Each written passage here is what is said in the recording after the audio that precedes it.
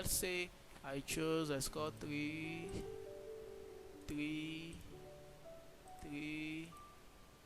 less than 3. Let me click next. Let's see what happens. Say based on your answer, you do not appear to be eligible because I didn't score up to the required benchmark. So that's why we told you that you must score 8777. Which is IELTS.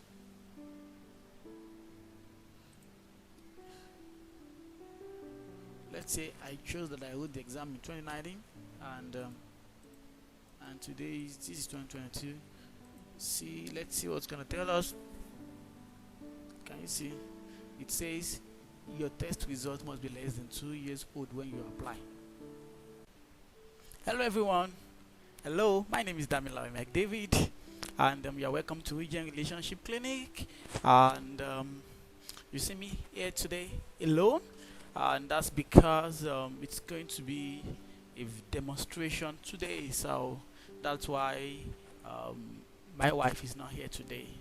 You're welcome to Relationship Clinic YouTube channel, and I want to inform you that we're going to be having a mix of our vlog, which means that now you will be enjoying the relationship posts and at the same time a bit of this Canada immigration worker that we've been bringing to you most recently.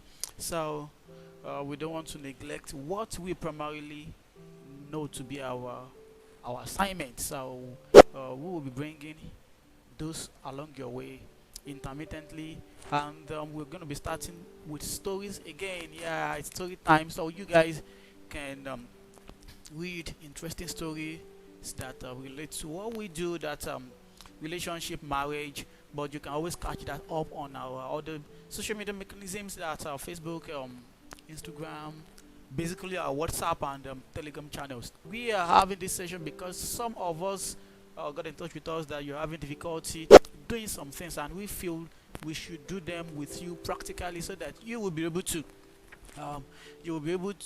do it along, or you can watch later and do it when you have your time to yourself. So today we'll be going through how, there are 3 things that basically we want to check, but today we'll be going through the first one, which is to know if you are eligible. There's going to be a video on eligibility, which is what we're going to be doing now, and there's going to be another video on to know your CRS scores, and these are going to be interactive videos whereby you can just follow along. Then other videos, depending on your request. Please, we're begging you that you should please to like our page once again. This is a way you can encourage us. We do this free. We are not we're just trying to encourage people who have been getting in touch with us that they also want to migrate to Canada.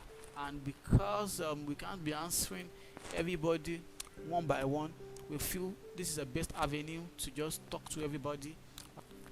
If you're having difficulty locating all these resources, for example, like the one we want to do now, I can advise that you go to our YouTube channel. The last video we did about eligibility, you can just go through them and look at the information that is attached to the video. Yeah, the description. You'll be able to see various links. You just come to this box and type Region Relationship Clinic, or you can type them by putting space, or you can type them all together, but I think it's most preferable when you put at Region Relationship, or you can even use Region Relationship Clinic. It's going to bring out some of our video recordings that we've posted, or it can even take you to our page. We're trying to reach 1,000 and we're not yet there, and you guys are the ones that can actually help us. So please, we beg you, when you get here, just click on Region Relationship Clinic. You'll see my picture and that of my wife, and once you click on it, you'll be able to see an option that says you should subscribe. If you're trying to locate that link, let's say you're not able to locate it, just go to one of our videos. The last one, when we said Canada Permanent Residence Pathway, the first one, Permanent Residence Pathway. When you click on this video, you'll be able to, you go to the description right down, and you'll be able to see Just click on important, the description here. Show more.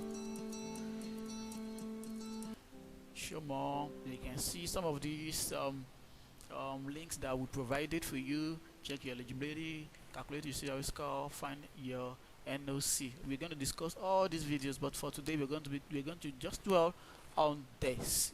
So now from here, just click. So this takes you to that page, or you can Google search. But if you're having a doubt, just go to our channel and click on that link. It takes you here. Blah blah blah. So just read through. Then once you do that, it says check your eligibility. So just click on this. Many times you see updates about their website is always going through periodic maintenance because of the traffic that comes into the page. So it's a normal thing. So and just wait for it. Just click on check eligibility, and your eligibility page is displayed. And the first thing that it asks you is, you find a province authority do you plan to live in. Yeah. So this is very important. As simple as this may seem, as simple as this may, as insignificant as this may look, is very important, because I know some people that have been disqualified based on this mistake. When you are expected to, if you're not a French speaking person, if you're not going to write any French exam, you are never expected to pick the province called Quebec, because Quebec is predominantly French speaking province of Canada. So if you're not speaking French, which will be confirmed by your French exam, you don't pick this. So if you pick Quebec, for example, and eventually you don't try that exam, automatically it's going to have an adverse impact on your application. So you can pick every other province, even if you're not sure where you want to stay. As we said, we came into federal skill workers, and the advantage is that we can stay in any province of our choice. We're not limited. But if you're coming through PMP, which is Provincial Nomination Program, well, that restricts you to a particular province that has selected you, that has nominated you. That province, you need to deliver there for like 2 years. You need to live there and work for 2 years. Then from there, you can now move to any province of your choice. But truth be told, we know that every province in Canada is okay. You can compare any of the provinces in Canada to Nigeria as at now. So every province is okay, as long as you get Canada, then you configure the next thing out loud. Let's say you want to be in Alberta, just like us. You select, then you click on next. You can always save your session and come back. That's why it says save and exit your questionnaire. So maybe it may need an account to keep your progress. I can't really remember. Then you get to this option that says Canada official language are English and French. Those are the two basic languages that have been spoken in French in Canada rather. So you must pass any of the exams, either English or French. So depending on the province you go in, but English has wider coverage, so most people go for English. Many people will even end up writing both English and French because of the competition that is coming up as in the CRE scores. A lot of people are coming up with very high scores. So to increase your scores, which are things we've actually discussed in the previous video, how you can increase your score. Some people go ahead and write English exams, and they still end up writing the French, which is French is either TEF or TCF, while English is either IELTS or CELPIP. They have the applications, but the common one for English when it comes to immigration is IELTS, which stands for International English Language Test. So from here, when you choose, this is just to test your English proficiency. So even if you have not written your English, you can still go ahead and visualize. Just put what you feel you can score, at least the minimum bandwidth. And if you look at our video, we said the other time that you're expected to score 8777, which is 8 in your um, listening, and every other component you can score 7 at least, which is writing, speaking, and I think reading. So now they'll ask you what year did you take your test. As I said, for now you can visualize and know that your exam is only valid for 2 years. After 2 years, you've written your exams and you've not been chosen exam, that exam becomes expired, so you would need to go for another exams. And what does this suggest? You should not choose a year that is older than 2. So let me choose, I wrote my exam this year, month. Remember, I'm just trying to visualize. These are not the information I'm going to use, just for you to know if you're eligible, because you're still going to write the exam. But most preferable, the order is that you're expected to have written, you have all these documents handy before you go. But make sure you have all the documents before you open the profile. And well, as we said, you can still open the profile even if you don't have everything. Once you have your basic ones to get you going, so that you can also meet up with what we call our tie-breaking rules. Yeah. So I just choose these and I click on next. Now it takes you to the next place. Find out if you're eligible to apply. Now the test, enter the test score for the speaking. Let's say I'm going to use the basic scores, with speaking 7, listening is 8, which is the the required benchmark, and other 7. And now I go for it. Found out if you're eligible. Do you have other language results? Which language test did you? This is where, let's say you're in a situation whereby you've tested it before and your CRS score is very low. As I said, there's a lot of competition right now and the CRS scores are pretty going up. So if you feel that your scores are so low, or it's not going to take you somewhere, or you just need a little score more, and you want to boost it a little by writing another test, you can use 2 English or language results. So you either use English or French or both. So you can now decide that, okay, you want to choose French depending on the exams that you've written, because everything I've been choosing is actually accumulating points for me. So but I am not going to choose this for now. I just click next. Oh sorry, I need to actually select none. So none, then I proceed. But if you are writing another exam, a French exam, to boost your score, just choose the appropriate. As long as I chose one of those options, it would also ask me for my scores in each composition. So in each component rather. So in the last 3 years, how many years skilled work you have in Canada? This is talking about your work experience in Canada. That's what we call Canadian experience. This also fetches you your point, but it is only applicable if you've been to Canada before and you have worked. And you cannot lie, you cannot frame anything here. If you've not worked, you just let it go, because they will be verified. In the last 10 years, how many years of skill work do you have? It must have been continuous paid full time, blah blah blah. Now this is talking about your in-country work, the job you do in your own country. So you need to now specify how long you've been working.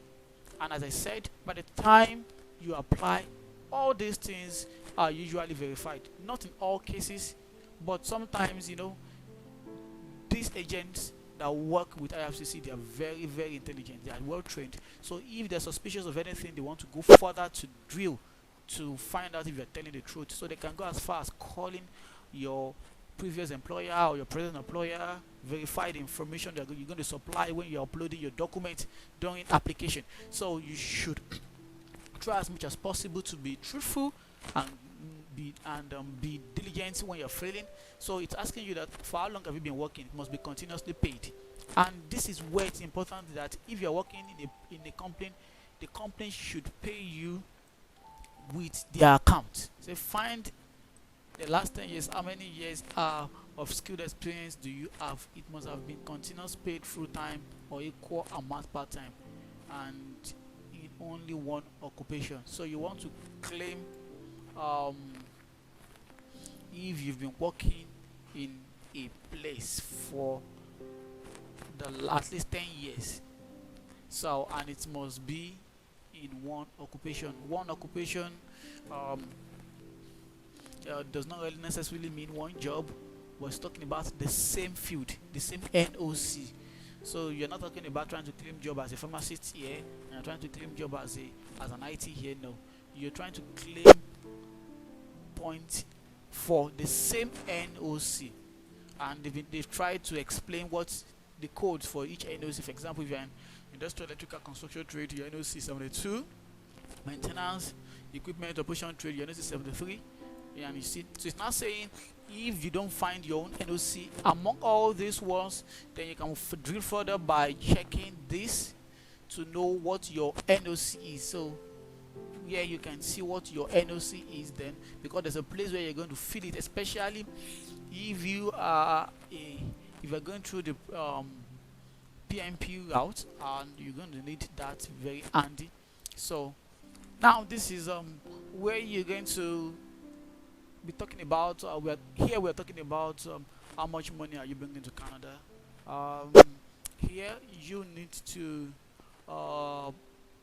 declare a proof of fund. Yeah, proof of fund means there are a particular amount of money that has been instructed by the by LCC that you must bring it along with you to Canada, because of sustainability. Before you get employed, before you settle properly, this money will be able to feed you, pay your house rent for a couple of months, and it is non-negotiable, and it varies. Number one, based on the number of family, the number you're going to amount you're going to pay. If you're coming alone, is different from the amount you're going to pay based, or if you are coming with your family, with your wife alone, with one child, with 2 children, So, and it varies. RCC keeps updating the amount you'll be bringing, and foreign exchange also has impact on it. So they're talking about how much are you bringing. You say less than $13,000 is not enough to settle. So it's not enough for you to settle. So you need to just depend. So for you to know how much you need to go to the official website to find out how much you need to bring. You can also Google search Canada. Depending, you can use your keyword Canada immigration proof of fund, which is the same as PF. So you can just do a Google search. Okay, I'm not using Google, but this is the site whereby you can know the amount you're expected to bring. So this is, if you have family of 1, this is the amount you're supposed to bring. That's why they said that if you're bringing less than that amount, it's not going to fly. So even if you're going alone, you must have this amount as of now. If you are 2, you and your spouse, or you and one other child, you must have this amount. If a family of 3, this amount. Family of 4, this amount. Family of 5, this amount, and goes. So now, if you're more than 7 in your family, for each other person you're adding to your family, each person you must add this amount, 3,586 Canadian dollars. So you need to now convert to know how much you'll be bringing, because if you have enough, you're going to verify this. The account where this money will be kept must be verified. We're going to talk about how long you should start saving that money, at least 6 months before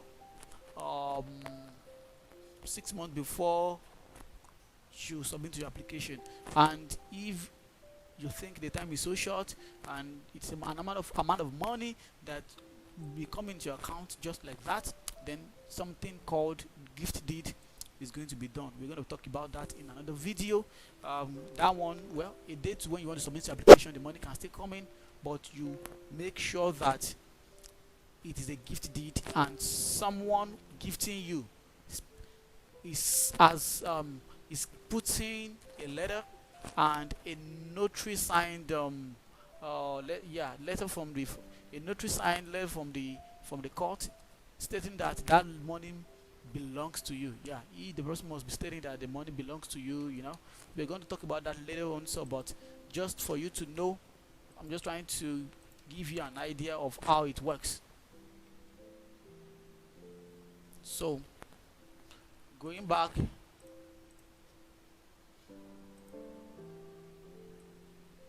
how many families do you want to bring? Now that whatever you choose must correspond with what you have here, and it's not a must that you should have exactly this. You can have more than that in your account, and it's safer that way because of fluctuation between exchange rates. You know, when our currency devalues, the amount of money you have kept in your account in naira drops down, but some people keep money in foreign currency like USD that does not depreciate value that often. So with that, you are very sure that your money value is still intact. So for you to know when you choose 4, then it's very important that you just know how much are you bringing to your family. If you choose an amount that is less than that 4 family, automatically when you proceed to tell you that you're not eligible. So when I pick 4, I'll be able to choose that this amount I'm bringing, then I click next.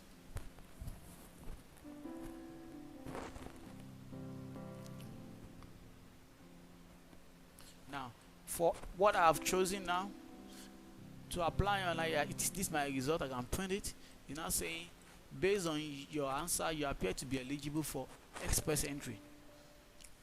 So now it's not saying I should record your personal reference code, which is this code. This code will expire on or before Friday, October 7th, 2022. That's about a month's time. It's valid for this profile when you apply. So when we get to the point whereby we will need to open an application, the demonstration, we will be able to go through that step, how we're going to put in this code to go ahead and open an application. So it's a print this page so that this code will not be lost, but it's telling me that I'm eligible. Yeah, when I was filling the other time, there are some questions I filled none, and it was still fine because they will not impact what do I call it, my eligibility. It may just reduce my score. I choose IELTS.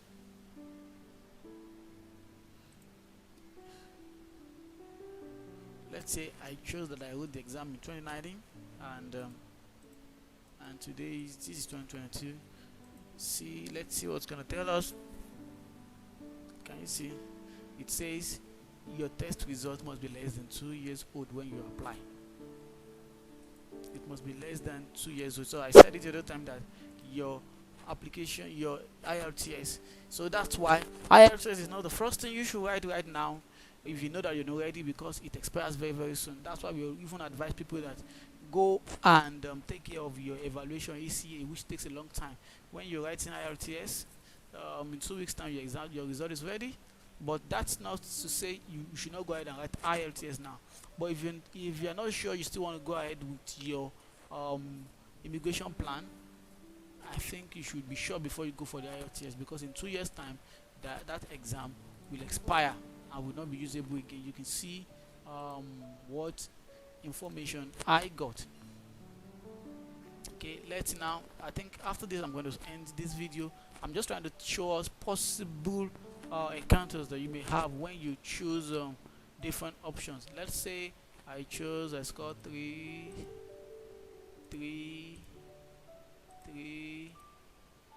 less than 3. Let me click next. Let's see what happens.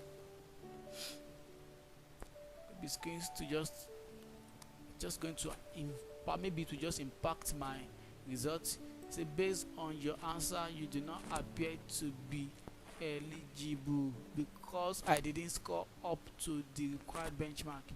So that's why we told you that you must score 8777, and we've told us in what order should we score those points, those bands.